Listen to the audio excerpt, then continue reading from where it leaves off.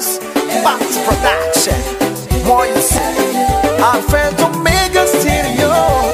Kuwa niho subiza, kuwa niho subutunzi, kuwa ni. Hello everyone, welcome to another episode of Let's Get Real with 7 podcast. Today I have the amazing pleasure to have this guest with me. In a second I'm going to give him a chance to introduce himself. But the reason why I decided to interview him was because right now in the section where we're at, it's a coffee shop called The Grand in Phoenix, Arizona, downtown Phoenix. If you haven't been there, y'all definitely should check it out for sure, because not only is it a great vibe, they play great music, it's my kind of music, and so I'm definitely here every night whenever I get the chance. But the main reason why I decided to interview him is because the way you interacted with your customers. Like I've been to a lot of different restaurants, I've been through a lot of coffee shops, but the way you just interact with every single person that you come in contact with absolutely blew my mind. So I had to ask you, like, why is it that you're so kind to everybody? But we'll get there down the road. But before we get started, I want to ask you then, what did I do that was different? Is it COVID, I was spraying everybody with disinfectant, or was it that I was running after them if they forgot their straws, or was it that I made people taste things before they drank them, before they paid for them, or what was it? Well, what it was just the genuineness that I can sense when you were interacting with people. A lot of people, they're only kind to someone when they are for an ulterior motive.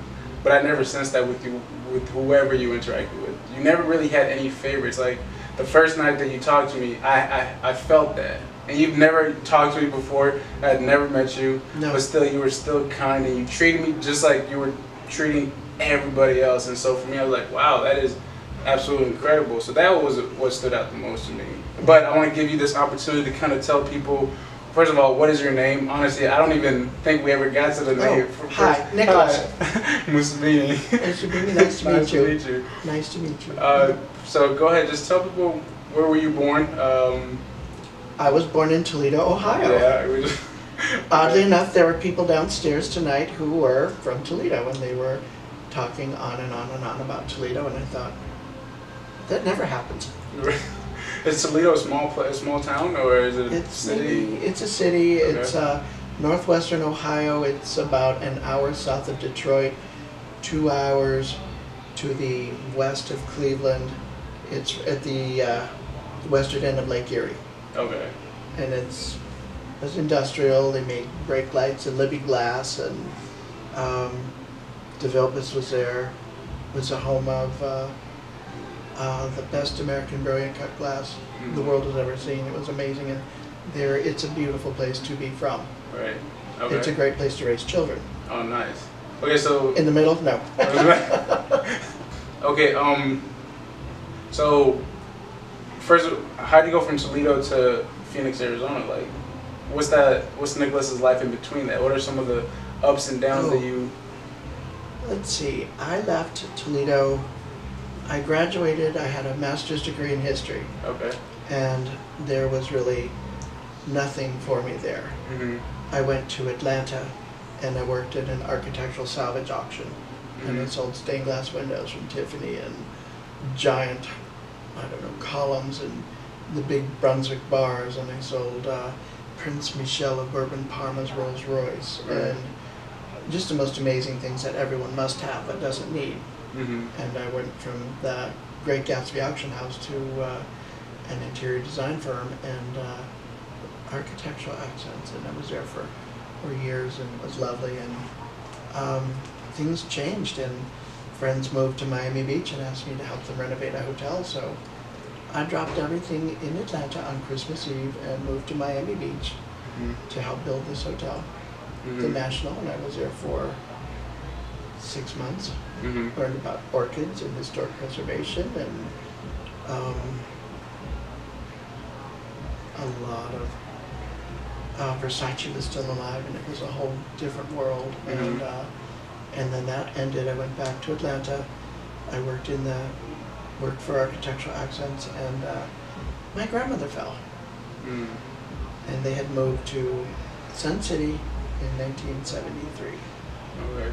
They built a house and they were going to live this beautiful, hot life in the desert. And Grandpa died and she was by herself and she fell. And I thought, you know, they have red soil out there. They grow cotton, they grow peaches. How different can it be from Atlanta? Right. And I thought, do I need to do this? Do I need to do this? And I was looking for a miracle. Mm-hmm. And I know it's not the right thing to do to ask God to do card tricks. Yeah. I need a sign, I need a sign. And I'm waiting for cosmic, I don't know, slap from God. Don't tease me. But no, what it was, I thought, what am I going to do? And I looked up from my car, and what did I see? But an Arizona license plate. Okay, well, I'm going to Arizona, so I've been here ever since. Right. What would you say what was the biggest shift that you had to make once you got to Arizona from Toledo? Was It was hot. Other than that, everybody knows Arizona is hot. Well, you know, it wasn't really, it's hot, but not devastating. It's, what I learned when I lived in Toledo is that people will stay where they are and never move. Mm-hmm. What I learned when I lived in Atlanta and Miami Beach, some people never stay put. Mm-hmm. And I got to Phoenix and everybody is from somewhere else. We're all here to reinvent and create a new world. This is a new world. This is State 48. This is the last of the contiguous that became a state, and what a great opportunity. We can make better, we can do better than the other 48, or 47. What would you say that you've created since you've gone to Arizona, since everyone's here to almost kind of like a fresh start, Absolutely, kind of become someone? Yeah. So what would you say that you've created so far? How long have you been in Arizona? I have been here since 1998. Okay. What do you think you've created? I have created a neighborhood in downtown Phoenix. Mm-hmm. One of the things I do is I introduce everybody around me.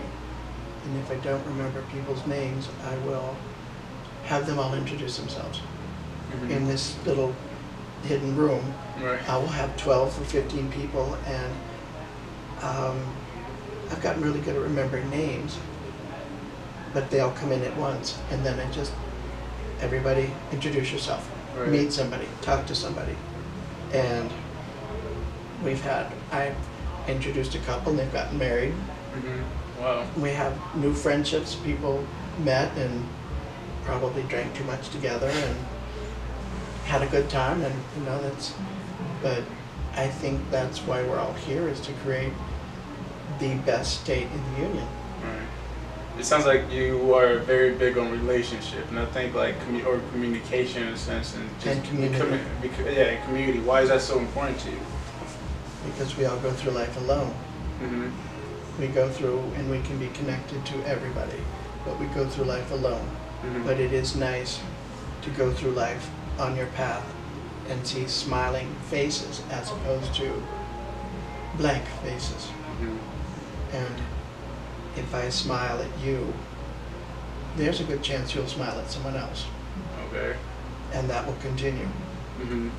And if we have enough people smiling and enough people talking to each other, maybe we can change something.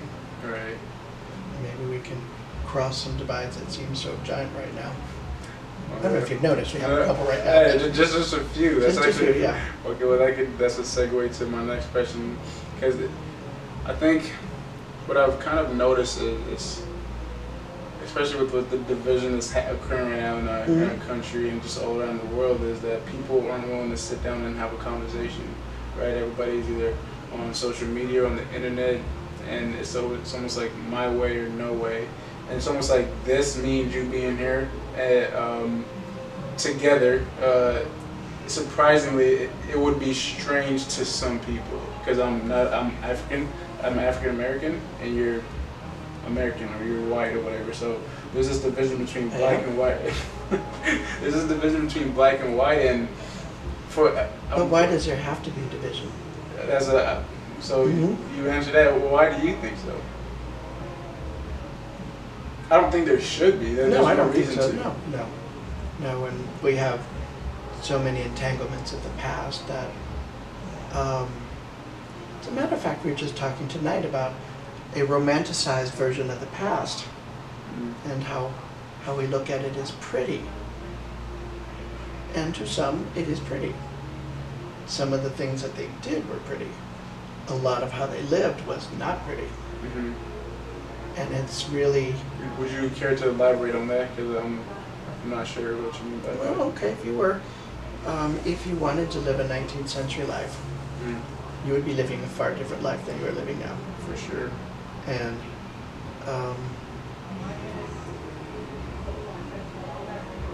that is not, well, it's 19th century. We can't, I would say that's wrong, but we can't judge the 19th century by our standards. If they knew what they were doing was so awful, if they were aware, they wouldn't have done it. And I think how much tragedy and how much blood and how much blood would not have been spilled, how many people would not have been scarred or wounded or hurt or maimed if they had even just a quarter of the presence that we have. And when you think about the past, when you look at, we look through at the past through the media and what was left to us. And when you think of those beautiful films of the 30s, what do we see in a glossy, beautiful world? Do we see real? No. There was the Depression, there was World War II. What did people want? Escape. Yeah. Let's go to the movies and escape it all. And let's live.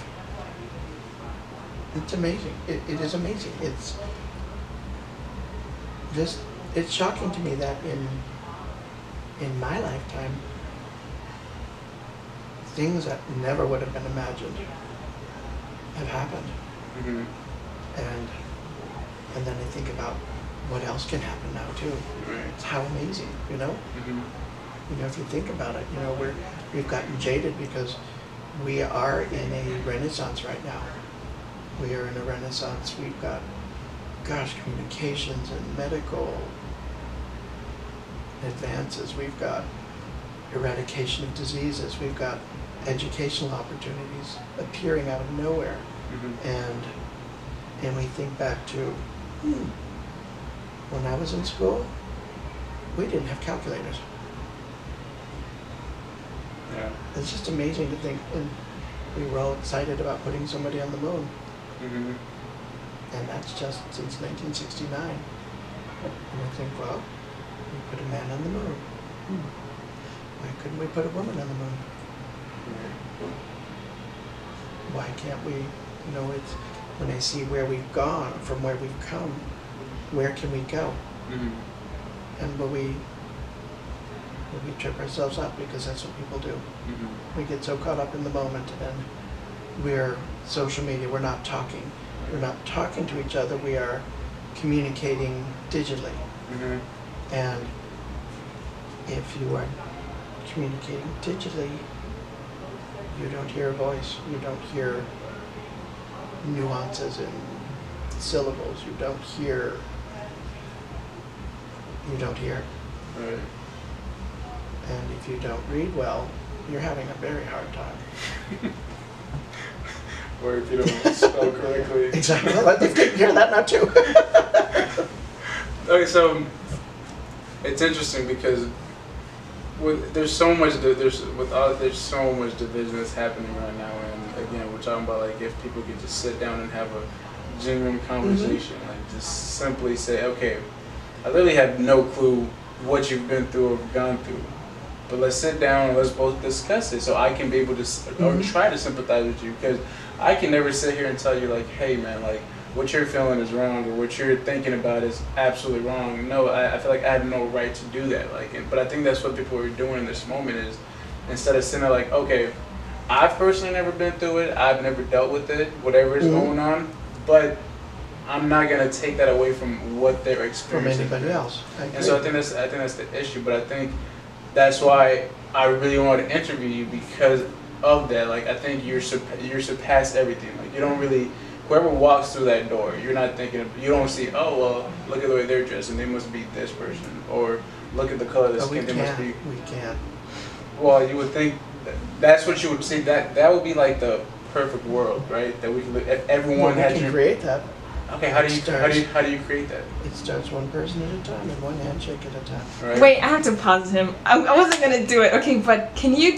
There's this one time where we're sitting down and you said what the world lacked right now is humanity, and that's what your attempt in recognizing people's presence when they walked in and communicating with them and validating their existence was to encourage the seeing of each other's humanity, like the human kindness aspect. That's what we need. So if you could define what humanity and human kindness looks like to you, and how you've gained this disciplined notion that like you cannot judge, like how you got to a point where you're able to discipline yourself and say it's not my duty to judge you, but it's my duty to create this communication that is reflective of like what I want to see in the world. Well, we had here in Phoenix, we had riots a while ago, and then we were closed down for a curfew. And after those riots, I had regular protests marching down the street every day. And I had protesters, I had police, or I had law enforcement who had disagreements. But everybody was welcome in here. Everybody was welcome in here. Hi, we're all going to drink coffee together. Right. And if you're not going to be nice, I'm going to spray you with sanitizer and send you out of here. But if you want to be nice and talk to people, we can find a place to bridge that divide. And I think that's where we start. It's just like you said, with a conversation, with an acknowledgement of somebody else's point of view and their opinion. Because if I say your opinion doesn't matter, then I've dismissed you. And how are we going to have anything to discuss if I've dismissed you? Or worse, dehumanized you? Yeah. And how can we do that? There was, when I was a little kid, I was in Kansas. I went to school, and it was, I want to say it was my first day of kindergarten, and it was 1969. That's how I tell you, it was a while ago. And there was this little girl who was there, and she lived down the street from me. And on occasion we would walk to school together, and on occasion we would not, because even then I slept late. And I was late, and I was hurrying to school, and I see something going on ahead of me, just out. You know, when you're a little kid, everything seems like it's 10 miles away, and it's probably only 10 feet, you know. But I ran over there, and the little boys in first grade had pushed her down. They'd thrown her books, her little backpack into the shrubs, and they told her she did not belong in that school. And I had a problem with that. And that was my first exposure to bully behavior. They bullied that poor little girl, and she was crying, and then they left her. And I picked her up and I brushed her off, and I told her everything was going to be all right, and I got her book bag for her, and I told on all of them, and I pointed out who they are, because everyone is welcome to go to school. Right. Everyone belongs together. And after school that day, as I'm going home, and I didn't think anything of it, because I thought that's what you do. Well, there was a difference of opinion with some of these boys, and they did not like me going forward. And I do remember I did get the shit kicked out of me there, and I still told on them. Yeah. And I was told that sometimes you stand up for the right things, sometimes it works, sometimes it doesn't. But you have to keep standing up for it. And then, you know, if you think about reading and stories and, you know, King Arthur and Camelot or John Kennedy, you know, it's right that I makes love might. King Arthur. Oh, Sorry. so you know what I mean? It's right that makes might, not might that makes right. And that's... I feel like you take that same approach to your kindness and the way you treat people, because I asked you the question the other night. I was like, well, just because someone else is like, because like, don't you feel like people would take you for granted or disrespect you because you're being kind?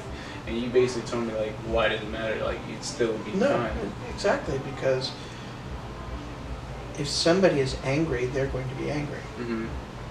I don't believe anybody else should be allowed to change my point of view. Mm-hmm. No, let me rephrase that. I am not going to allow somebody else to change my mood. How's that?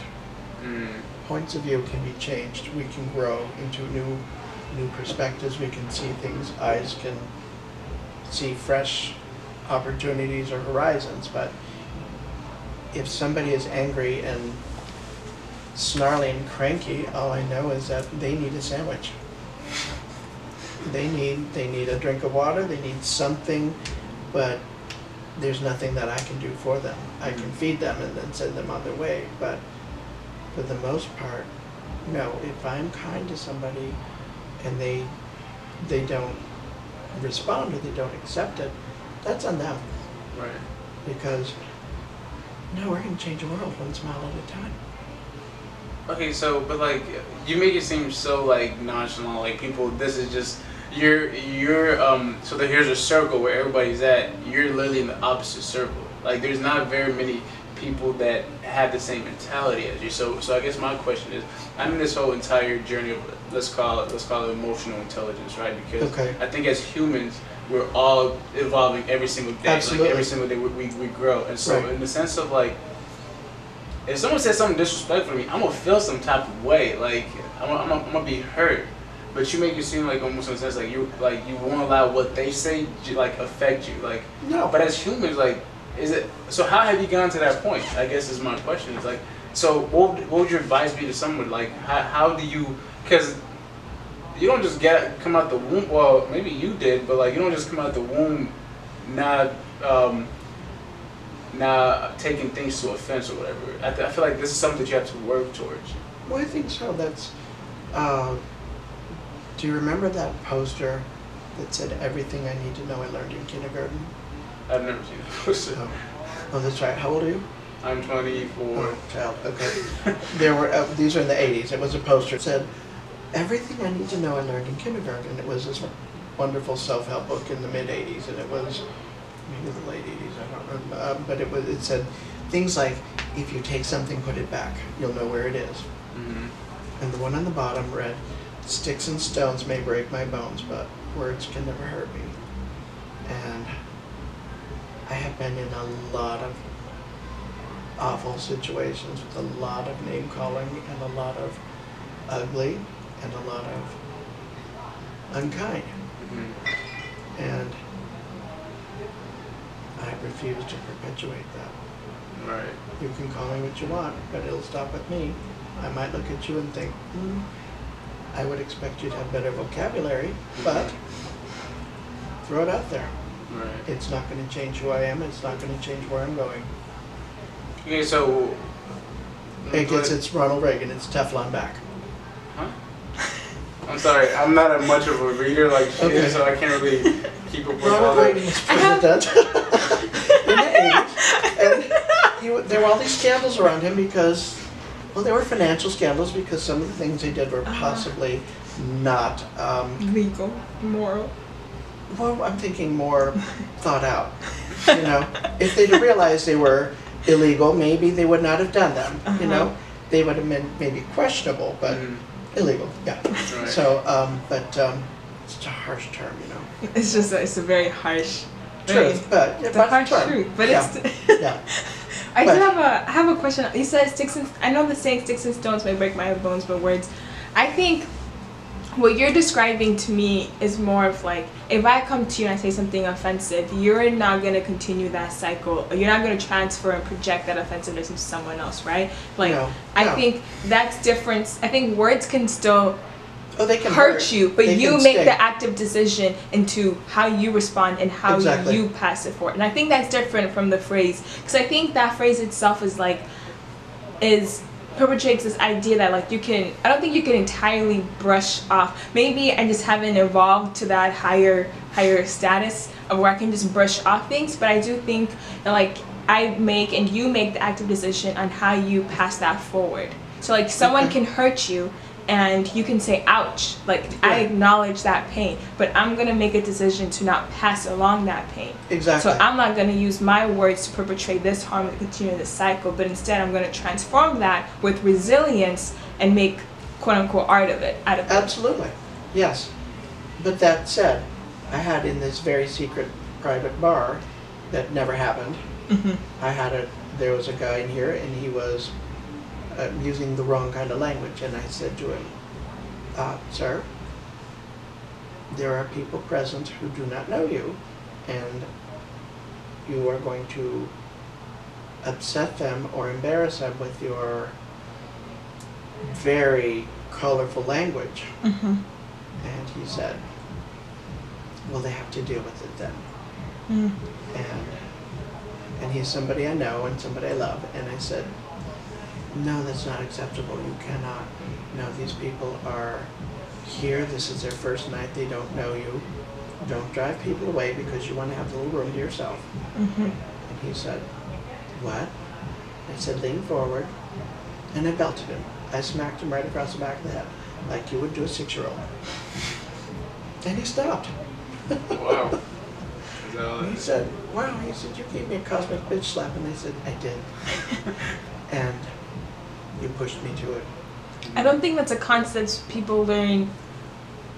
I don't think it's a concept people accept, the whole concept of move up and move down when taking up space, right? And recognizing, being socially aware of how you impact other people and how you present yourself. And not in a way of like policing yourself or limiting yourself, but in a way of being conscious of like, hey, I'm taking up this much space, maybe not physically, but verbally, and I'm not leaving any room for anyone else, so let me take a notch down. I think that's something that I've seen you maneuver very well, and I'm in awe. He was trying to be obnoxious, and he was trying to drive people out of here. And I know violence is not the answer. But sometimes when there's a spoiled child, something does snap, and it's usually me. And I did smack him across the back of the head. And then he apologized and turned his head and whispered the same thing. So, you know, some we win, some we lose. And but he took it down enough so he felt they couldn't hear them. What I was going to say was, what about for those people who, because I always hear this thing, the reason why I am the way I am is because of the way someone else treated me, right? And I think for at least my generation, I think a lot of people use the excuse of, okay, well, just because this happened, then this is how I should react. And for me, I would consider myself I don't really say religious, but I'm a follower of Christ, and so like I like to read the Bible, and there's a specific scripture that talks about that point exactly. Like you can no longer use your parents or anything else as an excuse to be acting the way you act, right? Because at this point your sin is your sin, and their sin is their sin. So you can't no longer use that, because there was a parable that the people used to use in the old term, where it's like because my parents ate sour grapes, that's why my teeth are bad. But no, like there's what would you have to say about that? Like, what are your thoughts on I agree with that. I am religious. I think that's a foundation of my life. And it works for me. It doesn't work for other people, but I'm not going to be out there beating them over the head. Unless, of course, using bad language, but that's a different story. But I think we are all the sum of our parts. We have all had awful things happen to us. We've all had really wonderful things happen to us. We've seen, and it's part of the journey of life. We see things, we still go through it alone. We go through. We can all walk through it together, but each one of us are individual. And if we can carry with us that sort of joy of forgiveness. And the other thing is, why should we hold on to grudges and pain? Because it doesn't do anything good. It just makes you want to drink and crawl under the bed, you know? And there is far too much joy to be had in life to be miserable. And that is a choice we make. When when I get up in the morning, I think, okay, what am I going to do today? Then I look in the mirror and I say, good morning. And you have a chance. You've been given another chance. Right. Are you going to have a good day or are you going to have a bad day? And I think, I'm going to have an excellent day. And if you throw out there what you're going to do, because the world is everyday life, I'm sorry, let me rephrase that. What we do every day is sales. We are all salespeople. We are selling not coffee or drinks, we are selling ourselves, our product. And if we don't believe in ourselves, how can we expect other people to? And we might all be wobbly on the inside. But nobody needs to know that. Right. I'm a firm believer in being open and honest, but there's some things that don't need to be discussed. We need to keep a little bit of something to ourselves to inspire us to do and be better. Yeah. So what, how is it that you keep yourself sane? Right? 'Cause Wait, pause before you get to before you get to that point. Okay, I have like a little comment and then I have a question. Because he was gonna, you'll lead into it. You're welcome, Seth. Yes, you're welcome. Thank you so much. Wait, I think most of the time when someone experiences something in their past or current, you make an active decision in order to move in love of yourself or in retaliation to the others, right? And I think like everything you've said has been you making the active decision to move in love with yourself, in love with people, and in love with your environment, right? And those are two different things, because like in love looks like healing, retaliation looks like running away but making a full back circle to what you ran away from, without like, let's say like my father was an alcoholic and in retaliation to that I hated him and I hated this, like all you've done is accomplish hate in that entire circle. You've just been running around that, versus when you move in love with yourself and you build like okay, but and then leading into that, I wanted to ask if I can make this assumption. You have a really strong like moral code, so I would like to know what your principles, like how you got to that point in that sense of having a strong moral code, versus how you treat other people, how you treat yourself, how you treat nature with the flowers outside. All of it is really inspiring, and if it's okay, I would like to know the principles. But it's compulsive too, because when I go home we don't have recycling here. I have a trunk full of recyclables that I sneak into the dumpster at the complex where I live because they recycle there, and I know they're going to catch me, and we're not supposed to, and and maybe they'll find out, maybe they won't. Well, I can cut that part out so they don't take time over there. They'll find me when they find me, I don't care, you know. Oh, sorry. Then what I'll do is, it's better to say I'm sorry than to ask permission, don't you think? Right, you're right. It makes sense. And before I had that recycling bin there, I would drive home and I would stop off at the recycling bins of people's cars, you know, out in front of the houses, you know, along the curb. Just, you know, because I close it too. Right. And the bins are out there, so I just drive home. Okay, pop the trunk. Okay, this one gets this one. Okay. Well, it's city property. You know, they're not using it, it's there. And, well, why not, you know? You're right. But what you'd said about, you said my father's an alcoholic, and that stuck in my head.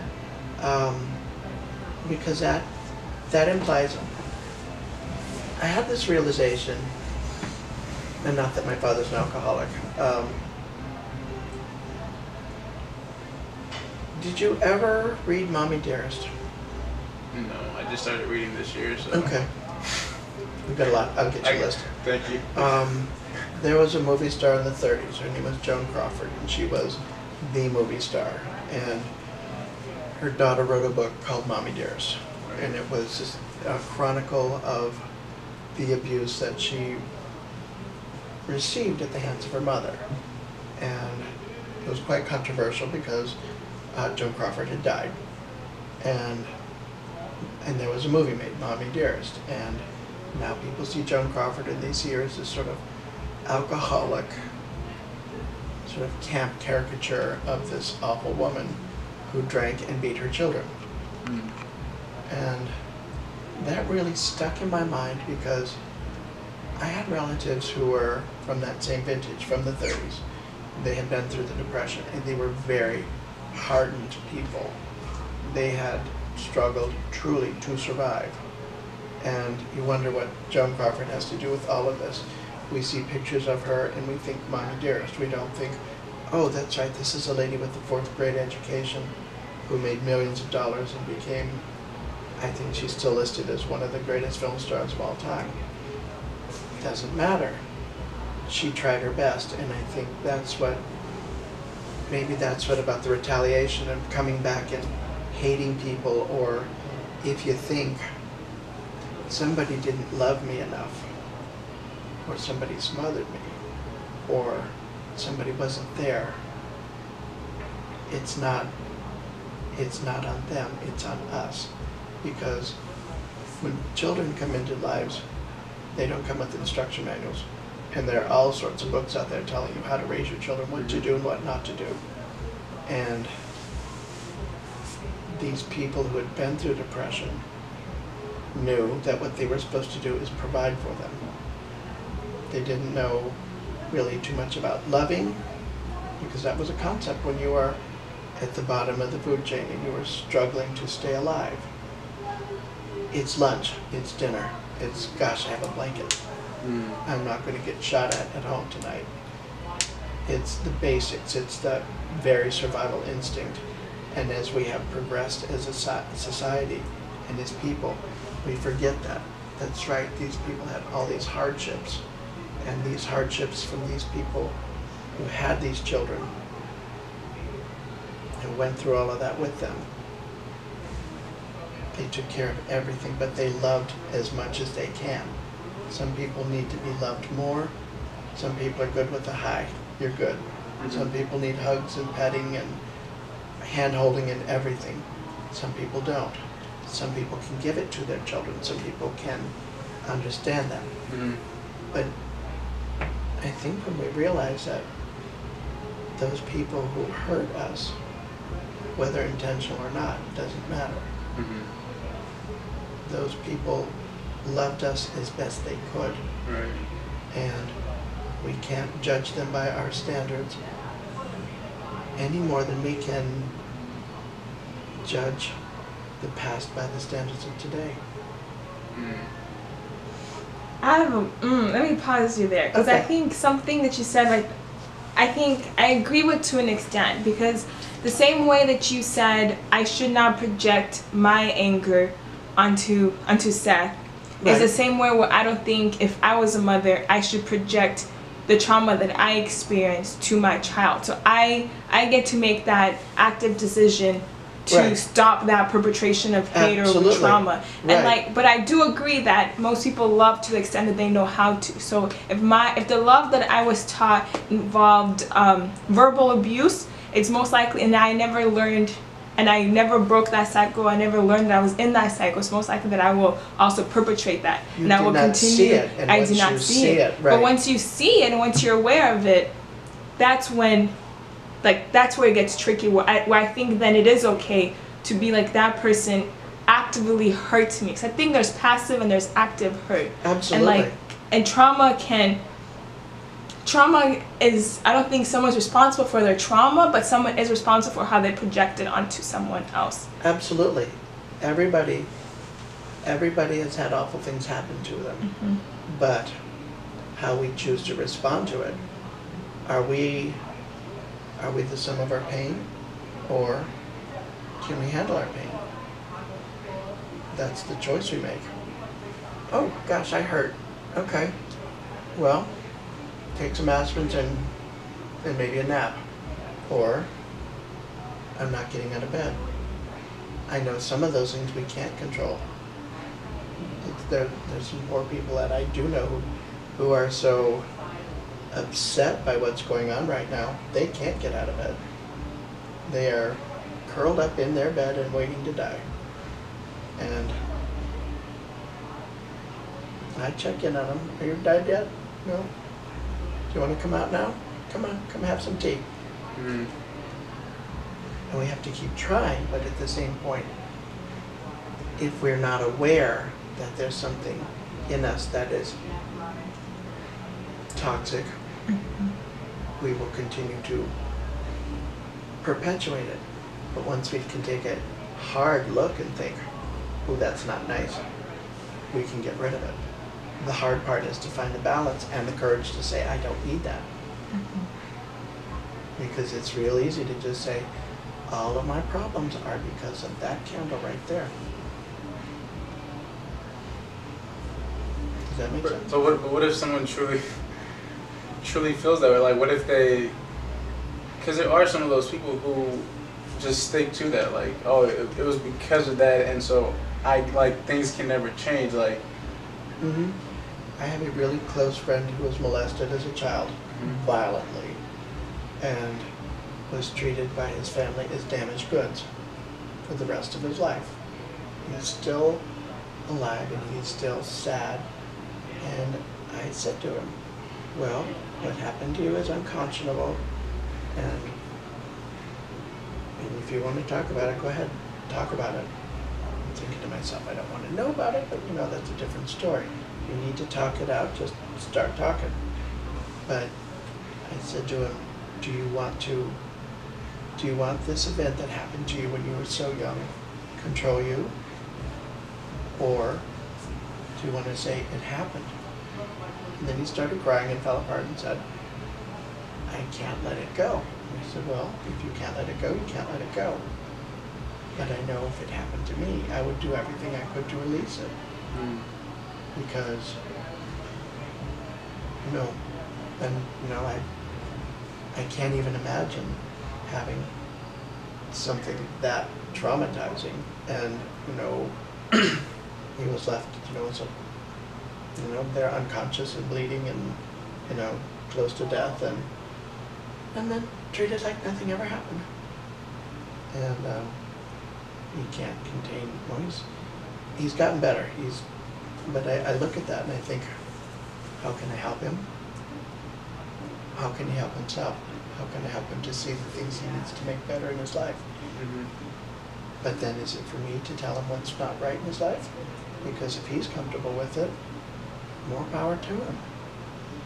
And that's somebody I've been close to, so I have an insight into there that I wouldn't have to somebody coming through the door. But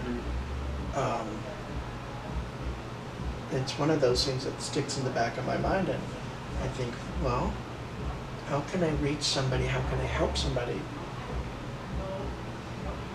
And what I realize is I can offer a hand, but I can't do it for them. Gosh, it's really weird. Sorry about that. No, you're so it's a fine. long tangent, but No, you're totally fine. but just to think about, or maybe better not to think about, because when we've been given partial story, we have partial story. Yeah. But that's what the human mind does. Let's fill it in with all the details. And then details creep in the mind from, anywhere from Dr. Lecter to the Brothers Grimm. So, because, I don't know, if somebody tells you a half story, do you think, does your mind start embroidering? And, yeah, and we have. Or do you ever look through magazines or when you're scrolling in your Instagram, do you look at a picture and you say, there's this woman, just a woman, she's selling clothes. And you look at her and you think, gosh, her name is Joyce, she had eggs for breakfast, she's got 2 kids. Do you ever create the whole story about pictures? No. Try it sometime. It's amazing. Okay. I feel like that would take a lot of thought process. Like, I don't think a lot of people go on there. No, It's just almost no. well, there's so many of them, but you don't do that to all of them. But okay. You pick something and you say, okay, well, let's see, and just. What's the purpose behind that? No purpose, just sort of. Just It's kind of fun, just sort of. Okay.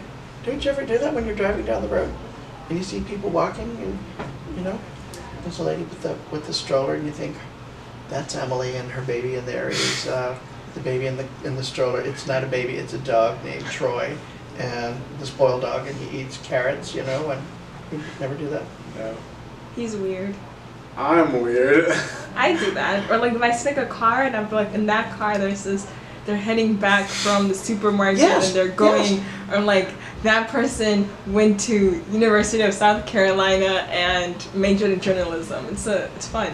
And they left their dry cleaning and Yeah. There was a stain on the left. exactly. You just play with it. It's a lot of fun. It's just one of those strange things. Huh. And we see a lot of people come and go here, so Right. I've been known to just create stories and pasts, and maybe it's because I worked in the auction world and I had all these portraits that I would get. Okay, tell me a story about this one. This lady's name is, look at her, her name is Cornelia, and she is the last of her family line, and she would make lime jello surprise for people. And Okay. Hey, everybody's different. every time you look at a portrait, now you're going to be thinking about that. Probably not. My mind doesn't really. Okay, I would like to go back to your moral compass. You never really touched on that. Like, what are your steps on, like, what's your morals behind how you treat people, and like you said, treat yourself, and what goes into, and what does it look like when you're with your plants in your garden, and just why do you even plant the flowers all around for any, like, in the first place anyways? Just kind of hit on that a little bit if you don't mind. Sure. I planted the flowers on, everything was closed down on St. Patrick's Day, March 17th. And we were told we are closing down, and all of the news outlets were raining down doom and gloom. We're all going to die. Our businesses are going to collapse, and we are all going to be repossessed and turned into cat food, more or less. And it was really heavy and really dark and really sad, and people were afraid. And I thought, well, we're still here. We're all still alive. We're all sane, for the most part. We're all functional. But we needed something to reassure ourselves, not just other people. And nothing says permanence like planting flowers. It's planting a garden is the ultimate Valentine to everyone, to myself, to the world. Because when we plant a garden, we're saying, when anybody plants a garden, they're saying, we are here, we aren't going anywhere. We're going to give this our best, we're going to try our hardest. And most of the flowers have survived. I have a lot of dog poop now. I have a lot of dog poop and cigarette butts and cans, and even during the riots when there were people going up and down Central Avenue, rocks were thrown, lots of things happened. Nobody stepped on the flowers. And that says a lot to me about the power of flowers. And I was somewhere, I waved to the streetcars, and they might call them light rail trains. It's a streetcar. It's a streetcar, you know it. Am I wrong? Well, I think, have you seen Tucson streetcar? Yeah, they're... That's a streetcar. Well, this is just a sleeker, more glamorous streetcar. Yeah, but it's like, I think there's a reason why Beyonce's called Beyonce and other singers are called by other names. You gotta differentiate the two. Right. You know? Right. It's not just all music, there's country music and there's raps. I think there's a light rail and then there's a streetcar too. Okay. Okay. We have a light rail now. I can see that. Okay. Attitude, I'm sorry. So we have a light rail. Her attitude. I wave at the light rail people. And I was at, where was I? I was at QT getting gas and a giant iced tea one morning, and I was going to come in here, and there was a woman in line in front of me. Or was she behind me? And she looked familiar. And I said to her, "You look so familiar to me." And she said, "Yes, I do." And I said, "Are you going to tell me? Where do I know you? I know you from somewhere." Where? She said, "I'm the one in the streetcar." She called it a streetcar. I drive by the streetcar and wave at you in the morning when you're watering the flowers. So the world got that much smaller. She said, I watch for your flowers every day, and then I watch for you. And I thought, okay, this is some lady I've run into at Circle K, or what, the QT, I'm sorry, QT, Mhm. and there she was, and I thought, so I have created a community. Mm. We might not know each other yet, but there is a place for everybody in this world. There's a place, we all belong together, Mm. and we might not have found our absolute purpose, how we can best help ourselves and each other, but we surely can have fun while we're trying to find it, you know?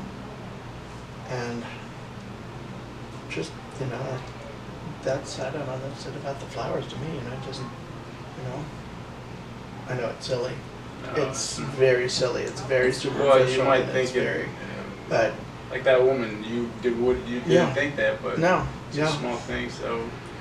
I was talking to an attorney on the, I was talking to him on the phone about something, and I don't remember. And I said to him, you know, I've been out watering, I have these pink flowers on Central Avenue that I water every day. And he said, those are your flowers? And he said, yeah, those are. He said, I should have known. It was somebody I knew from a past life. Right. And we'd lost touch, and I saw one of his ads, and I called him and I said, well, how are you doing? Mm. I used to, you know, you were a client of mine back in the day, and I saw it, and I saw your name, and I thought, well, I should say hello, because when people touch your life and you remember them years later, it certainly doesn't hurt to say hi, Right. and maybe just acknowledge. And I think a lot of that we could acknowledge more.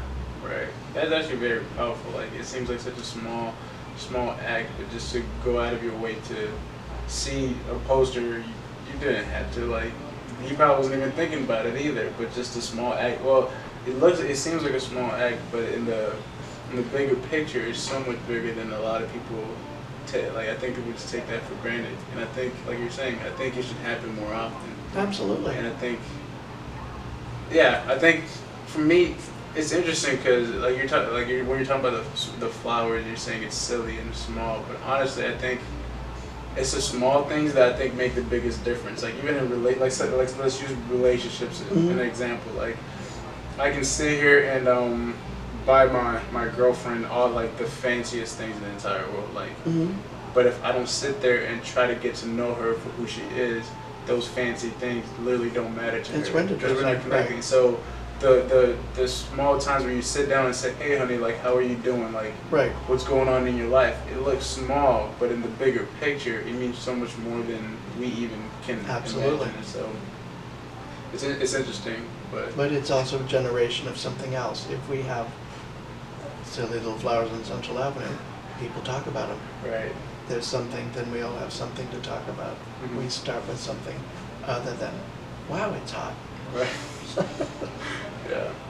Can you touch a little bit on the moral compass, or what would you say are a few rules that you live by? I guess you could say for people out there that are struggling, trying to figure out how to be a better person in a sense, like because I think you're. Well, if you want to be, well, I'm not one to talk about. I'm constantly in a state, I want to be better, I always want to be better, I want to do better. I believe that Olympic motto, higher, stronger, faster. Mm-hmm. And I think every day we should, it really is, every day is a gift, and sometimes we don't see it, and sometimes we are preoccupied, Mm-hmm. but when we're awake and we realize how blessed and how just spoiled we are. Mm-hmm. Yes, we have had things that still need work, but gosh, we can go forward. But if we go forward, we have to do it in a way that's respectful of others. And I think that's probably what's missing most right now is a mutual respect, because then that all feeds into the moral compass, because if I don't respect you, I will steal from you. Right. Then all of a sudden, oh, we've got a division. Mm. And then that might cause you to steal from somebody else. And where does it stop?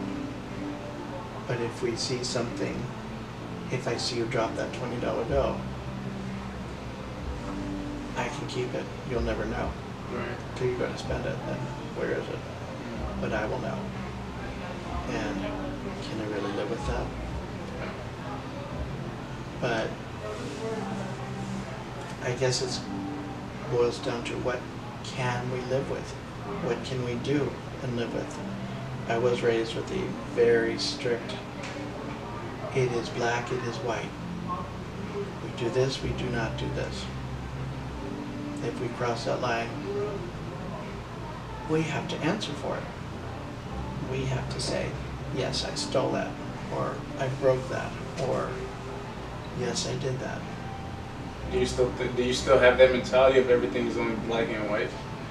No, it's much more nuanced. Yeah. I think Wait, nuance means like more gray. multiple- We have okay. more. You know, it's more. It's I can see. Okay, you took that because you didn't realize that was somebody else's. You thought it was something that was there that you found, not somebody had left it behind. You know, and it's not that sort of harsh Sharia law, but you know, I'm going to cut you in half now because, or I'm going to chop your hand off because you stole that. Somebody stole something. Did they take it? Why did they take it? But if it's not yours, you don't take it. You know, there are. Where I lived, there was a tree that somebody left in a pot, and they moved. They sold the house, and it was one of these really nice, expensive palm trees, and a parlor palm. And I looked at it, and I watered it a couple times, and then I thought, I'll just take that home. And the tree said to me, I don't belong to you. It's still there. I walk by it every day, and I say, hi, you're still here. I'm still here. You're dead now. I'm not watering you. You're somebody else's charge, and they didn't care about you. So, and I think I could have picked it up, but that just really stuck in my head. And there were, where I live, they're tearing down houses and putting in these giant stucco apartments. There were some roses that were left over from the people who lived there, and I had watched the roses grow for the last 15 years, and I thought, oh, I could dig those up and my little bucket, my little shovel, and I walked over there, and this little voice in the roses looked at me and they said, what are you doing? And I said, I'm going to rescue you. How dare you presuppose that we need to be rescued? We lived here, we were here. You're not going to make my life any better. And I thought, okay, you get run over with the bulldozer, bitch. You know, that's how it works, you know? Right. You know what I mean? If it's not ours, we can play around with it all we want, but if it's not mine to take, I won't take it. I have a hard time with that. And we had one of these, there's, you know, the bar outside. There's a little tip jar there, and I don't like tip jars because it implies that we, you know, no, I'm sorry, I'll do a job, and if you want to, that's fine. If you don't want to, I don't expect anything but to do my job. But there was a woman there who took money out of it. And she was a straight person, and I gave her a bottle of water, and she said, no, let me pay for it. And I thought, you don't have any money. You told me that just a couple minutes ago. And I went to go get it, and I looked in the jar, and there had been money in there, and she took it out to pay for it. And he said, well, thank you. I appreciate that. You found some money. Good for you. I wasn't going to call her out or embarrass her because I thought she has to live with it. At the club next door, there were counterfeit 20s that were always being passed back and forth because there's a fee to get in. And what they do is they write a certain expression on that $20 bill, and then they give them back to the mint. You know, so whoever is aware of all of that is aware of that. So, and they're stuck to the bulletin board back there, and they are, and they're all there. And one of those counterfeit 20s was put into the little jar, and somebody else came along and took it, and they tried to pay for it, something with it. And somebody else who works here said, what does the bill say? and they read the phrase on there. And he said, well, and you too. Get out. You thief. So, so he got, so, and then when you look at it even larger, if it's, I don't think it's black and white if you are trying to survive. Mm-hmm. You need that bottled water, but if you are going to use a fake 20 to buy beers that you don't need, and maybe that's your escape. Maybe that's how you can get past the fact that you don't feel your mother loved you enough. Or, for whatever reason. But the fake 20 has gone into the world, and it's not coming back here. Yeah. So from what I'm hearing, it's almost like be grateful that you have another day to be alive. Absolutely. Treat people with respect. Yes. And just do the right thing. Exactly. I think we all know what the right thing is, and Exactly. we just pick and choose whenever some of us pick and choose when we want to do the right thing. Exactly. Does it benefit us? Does it not? And that's when we do it. Well, the world is a large buffet, and we pick what we want, Right. and we live with the rest. And if we made better choices, maybe we'd have a better buffet. I really don't. I know you guys some work to do, so I don't want to take up any more of the time of it too much. I've already taken up a lot of it. But the purpose of the podcast is for someone out there that's listening to it, for them to feel like, like I'm not alone in this. None of us are. We're all in it together. And I think that's a beautiful thing that you've shared and been able to portray it during this interview. So I really appreciate that. And now, maybe last final thoughts. Maybe you could talk about the Grand, kind of promote it, I guess, in a sense, have people come in. Sure, we are a coffee shop, cafe. We are a bar. We're going to be kind of clubby soon. Mm-hmm. We are open from 4 to midnight, Wednesday, Thursday, Friday. Mm-hmm. Saturday we are open from 8 a.m. to midnight. We will be opening more consistent with more days coming soon because the governor has released, I don't know, he's allowed or he's closed everything, or we are opening up again, so we will be probably 6 days a week, and we'll probably be day and night. Oh, nice. We might not be 24/7 again, but one never knows. Mm-hmm. One never knows. We have sandwiches, we have pastry, we have drinks, we have some place to come and hang out and to visit and to meet new friends and to talk. It's a safe space for everyone. Definitely. I could say that for sure. I like the space. I like the vibe. It's a good thing. That's for how it's sure. supposed to be. And there's no judgment here, Mm-hmm. unless it's really bad fashion. But that's a different story. Also, September 16th, there's you guys are... We're doing wanna Poetic talk? Soul. We're Yeah. having Poetic Soul again.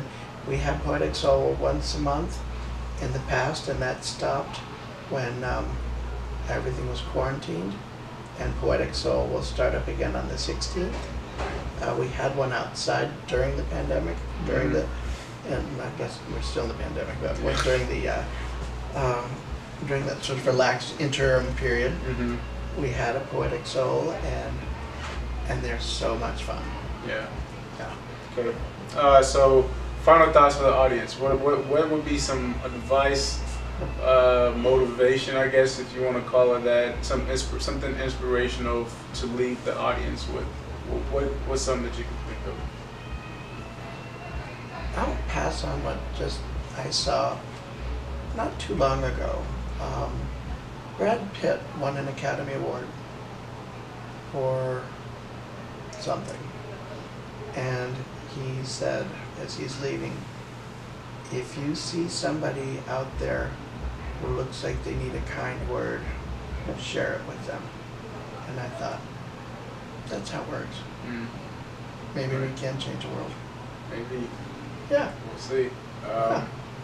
Thank you very much for your time, My and pleasure. I appreciate it. My pleasure. It was absolutely fantastic. Thank you for taking the time to sit down with me and Freddie and have this conversation. Hey, but as always, guys, thank you guys for checking out this episode. I hope you guys enjoyed it. If you guys want to leave a comment, if you have any questions, just leave it down below. If you haven't already, subscribe to the channel. And as always, God loves you. I love you. God bless and stay safe. Thank y'all. Love y'all. Peace. Hey, what's up, y'all? If y'all stayed and watched the entire video, clearly you're intrigued in the content. If you haven't already, I would love for you guys to subscribe, like, share, comment below. I would love to get engaged with you guys, what you guys like, what you guys didn't like. Hey, but as always, man, I want to remind you guys, God loves you, I love you, God bless, and stay safe. Thank y'all, love y'all, peace.